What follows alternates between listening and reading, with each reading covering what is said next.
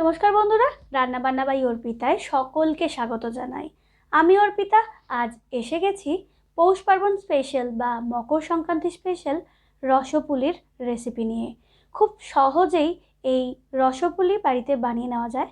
যারা আমরা নতুন রান্না শিখছি তারাও এই রসপুলি খুব সহজেই বাড়িতে বানিয়ে নিতে পারবে। চলুন আজকে দেখে নিই এই রেসিপিটি। সবার প্রথমে আমি নারকেলের পেস্ট বানিয়ে নেব। একটা নারকেলের কিছুটা অংশ আমি এই মিক্সিং জারটার মধ্যে নিয়েছি। নিয়ে এটা ভালো করে আমি পেস্ট বানিয়ে নেব। আপনারা চাইলে শিলনোড়াতেও এটা করে নিতে পারেন। হাফ বাটি জল দিয়ে দিচ্ছি, তারপর ভালো করে মিক্সিতে ঘুরিয়ে নেব। সমপরিমাণে আমি এখানে চালের গুঁড়ি, নারকেল আর গুড় নিয়েছি।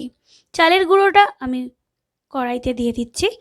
গ্যাসের ফ্লেমটা হালকা করা আছে বা লো করা আছে। দিয়ে দিচ্ছি নারকেলের পেস্টটা। ভালো করে সব কিছু মিশিয়ে নিতে হবে।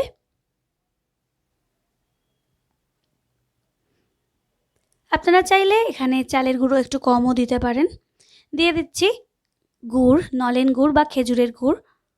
আপনি ইচ্ছা করলে এখানে চিনিও ব্যবহার করতে পারেন, যেহেতু এখন শীতকাল তাই জন্য আমি গুড়ই ব্যবহার করেছি। হাফ গুড় আমি প্রথমে এখানে মিশিয়ে নিয়েছি, কারণ একেবারে পুরোটা দিলে লাম্প পড়ে যাওয়ার সম্ভাবনা থাকে। অল্প অল্প করে মিশিয়ে নেওয়াটাই ভালো।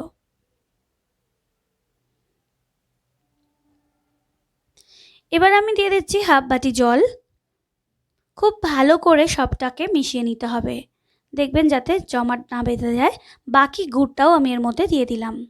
আপনারা এখানে গুড়ের পরিবর্তে চিনি ব্যবহার করতে পারেন বা এখানে পাটালি গুঁড়ও ব্যবহার করতে পারেন। পাটালি গুড় ব্যবহার করলে জলটা আর একটু বেশি নিতে হবে।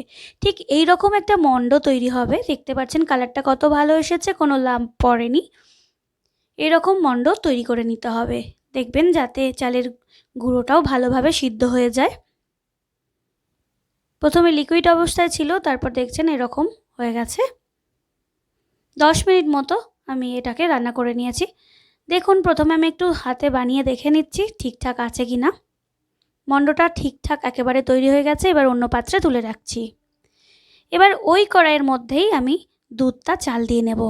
আমি এখানে কোনো ফুল ক্রিম দুধ নিইনি, নর্মাল আমুল দুধ ব্যবহার করেছি 1 লিটার।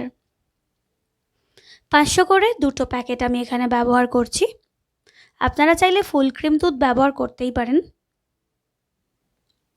দুধটা ভালোভাবে জাল দিয়ে নিতে হবে, ঘন করে নিতে হবে। এবার আমি এই রসপুলি বানিয়ে নেব। হাতে অল্প একটু ঘি মাখিয়ে নিয়ে তারপরে আমি এটা গড়ে নেব। প্রথমে একটুখানি আমি ঠেসে নিলাম। দেখুন ঘি লাগিয়ে নিচ্ছি, তাতে কি হবে, হাতে আটকে যাবে না। ছোট ছোট আমি লেচি কেটে নিচ্ছি, তাতে একই সাইজের হলে ভালো হবে সেদ্ধ হতে। একটা এক এক রকম সাইজের হলে সেদ্ধ হতে সমস্যা হবে। তাই এটা খেয়াল রাখবেন যাতে রসপুলিগুলো যাতে একই রকম সাইজের হয়। খুব ইজিলি এই রসপুলি বাড়িতে আপনি বানিয়ে নিতে পারেন। দুধ পুলির মতোই খেতে হয় এটা। দুধ পুলি বানাতে অনেকেই সমস্যায় পড়েন। এটা অনায়াসেই কম সময়ে তৈরি করে নেওয়া যেতে পারে। দেখুন সবটা আমি বানিয়ে নিয়েছি। দেখতে পাচ্ছেন প্রায় সব সেম সাইজেরই হয়েছে। দুধটা ঘন হয়ে এসেছে অনেকটা। দেখুন দুধ ভালো করে নাড়াচাড়া করে নিতে হবে মাঝে মাঝেই, যাতে কড়াইয়ের নিচে না লেগে যায়। দুধটা লেগে গেলে বা পুড়ে গেলে খেতে বাজে হবে। এবার আমি একটা বাটিতে 4 চামচ 4 টিস্পুন এখানে আমুল দুধ নিচ্ছি। এবার গরম দুধ থেকে 1 হাতা দুধ তুলে ভালো করে গুলিয়ে আমি এই দুধের মধ্যে দিয়ে দেব। তাতে টেস্টও ভালো হবে আর দুধটা ঘনও হয়ে যাবে। যেহেতু ফুল ক্রিম দুধ আমি এখানে ব্যবহার করিনি। এটা অপশনাল, আপনারা দিতেও পারেন নাও দিতে পারেন, তবে দিলে টেস্টটা ভালো আসে। ভালো করে মিশিয়ে নিচ্ছি।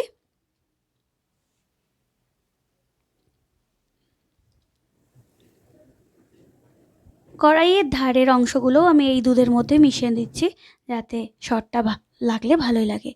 এবার আমি দেখে নেব যে দুধটা এই গুড়টায় কেটে যায় কি না। তাই অল্প একটু গুড় আমি নিয়ে নিয়েছি একটা বাটিতে, তারপর 1 হাতা দুধ আমি এর মধ্যে দিয়ে দেখিয়ে দিচ্ছি। দেখুন দুধটা কাটেনি, তাই এটা ব্যবহার করলে অসুবিধে নেই। অনেক সময় খেজুরের গুড় বা পাটালি গুড় দুধে দিলে দুধ কেটে যায়, তাই এরকমভাবে একটুখানি দেখে নিলে দুধটা নষ্ট হয় না। আমি এখানে হাফ বাটির থেকে একটু কম গুড় ব্যবহার করলাম। আপনারা আপনাদের স্বাদ অনুযায়ী গুড় ব্যবহার করবেন। এখানে গুড়ের পরিবর্তে আপনারা এখানে চিনিও ব্যবহার করতে পারেন বা পাটালি গুড়ও ব্যবহার করতে পারেন। সেক্ষেত্রেও 1/4 কাপ পাটালি গুড় আপনারা এখানে ব্যবহার করে নিতে পারেন। আর এই চালের গুড়ের পরিবর্তে আপনারা রসপুলি সুজিরও বানাতে পারেন। যেহেতু মকর সংক্রান্তি, তাই জন্য আমি চালের গুঁড়ি দিয়েই এই রেসিপিটি বানিয়ে নেওয়ার চেষ্টা করেছি। অল্প 1 পিঞ্চ আমি নুন ব্যবহার করলাম এখানে। যে কোনো মিষ্টি জিনিস বানালে অল্প একটু নুন ব্যবহার করলে তার স্বাদ যথেষ্ট ভালো হয়। এবার এই পুলিগুলো আমি এর মধ্যে দিয়ে দেবো একে একে। একেবারে সব ঢেলে দেবেন না, তাহলে ছিটকে আসতে পারে বা সমস্যা হতে পারে। আস্তে আস্তে সবটা দিয়ে দেবেন আর খুব হালকা হাতে সবটা মিশিয়ে নেবেন।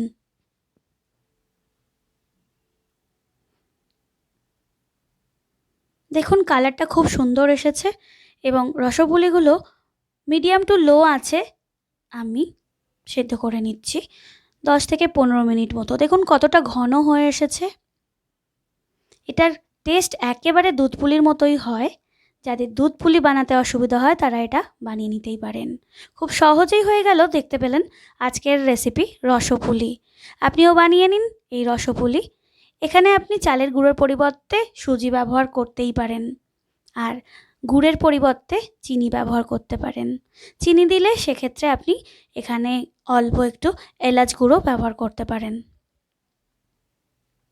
আজকের রেসিপি কেমন লাগলো জানাতে ভুলবেন না, আর ভালো লেগে থাকলে সাবস্ক্রাইব করে যাবেন চ্যানেলটি। আবার চলে আসবো অন্য কোনো রেসিপি নিয়ে। সবাই ভালো থাকবেন, সুস্থ থাকবেন। নমস্কার।